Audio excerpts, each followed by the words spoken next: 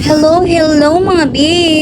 For today's video, I will show you again the place of Hinubangan River. So as you can see guys, virgin forest din ito, tsaka malamig ang tubig dyan sa river na yan. So ayan, for the selfie tayo guys. For the video, tabi-tabi po. So ayan guys, maganda talaga ang view dyan. Malamig pa yung tubig. Ayan guys, ayan. Talagang napakalinaw at talagang gugustuhin mong maligo talaga sa place na yan. Super ganda, it's so beautiful. Tsaka kaya lang siyang languyin ng mga bata. May part din siya na medyo malalim pero kaya naman. Parang ano lang siya, parang pool. Hindi naman siya delikado sa mga bata kasi hindi naman ganun kalakas yung alon niya kasi konti lang naman yung dyan, water.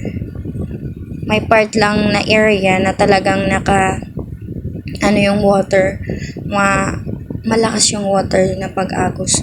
Doon sa kabila is parang pool siya.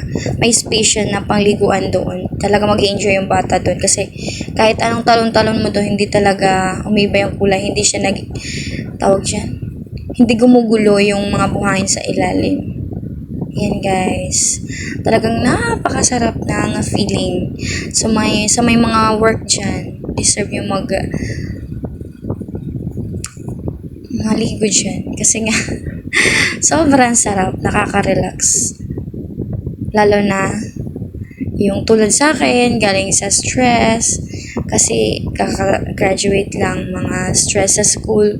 So ayan, tayo, oras tayo, magtanggal tayo ng mga stress kasi sasabak na naman tayo sa ating pag-a-apply. So yun guys, sobrang namamangha ako, na-amaze talaga ako sa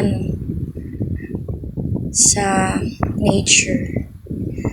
Sana lang sa mga next generation is ma-experience pa nila.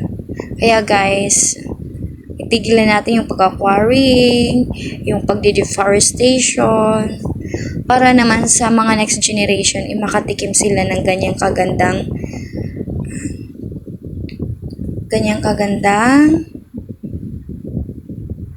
nature. Ayan o. Sobrang lamig sa paa. Yan guys. Feel na feel ko dyan. Talagang gustong gusto ko talaga. Lalo na mainit yung panahon. Bye! Thanks for watching!